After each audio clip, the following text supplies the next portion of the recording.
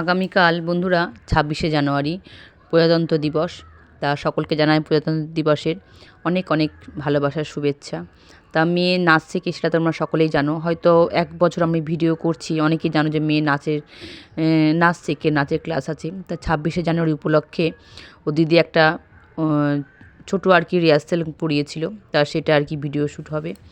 বাইরে থেকে কিছুটা দূরে সেখানে হচ্ছিল, পেছনে সর্ষের ক্ষেত, দেখতে খুব ভালো লাগছিলো জায়গাটা, এত সুন্দর। এখানে আরও দুবার, তোমরা হয়তো জানো, এখানে আরও দুবার ভিডিও করা হয়েছে।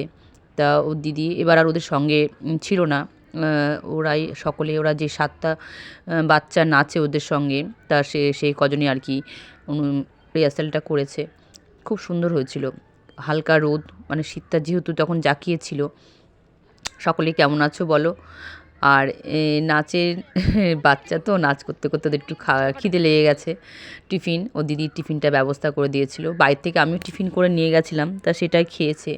আর দূরে তখন বাকিরা সব, ওরা তখন নাচছে।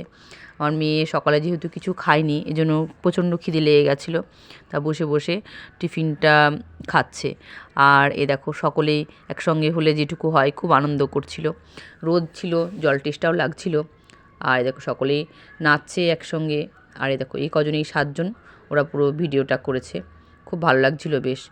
আর রাতে বন্ধুরা একটা নাচের প্রোগ্রাম ছিল আমার, তা না আমাদের না, মানে শ্যামা সঙ্গের রক্তদান শিবিরের অনুষ্ঠান ছিল, সেখানেই এই অনুষ্ঠানটা হয়েছিল। তা আমরা আমন্ত্রিত ছিলাম, সেখানে গেছি। প্রচণ্ড লাইটের অসুবিধা, আর ডিজে লাইট, এত পরিমাণে লাইটটা দিয়েছিল, চোখে লাগছিলো। আমি দূর থেকে ভিডিও করছিলাম। সুন্দর এক গায়ক স্টেজে উঠে এত সুন্দর গান করছিল। প্রতিটা গান, উনি প্রায় ৬-৭টা গান করেছে, প্রতিটা গানই খুব সুন্দর হয়েছিল, ভালো লাগছিল বেশ। সকলে ভালো থেকো বন্ধুরা, দেখা হচ্ছে পরের ভিডিও, ততক্ষণ টাটা।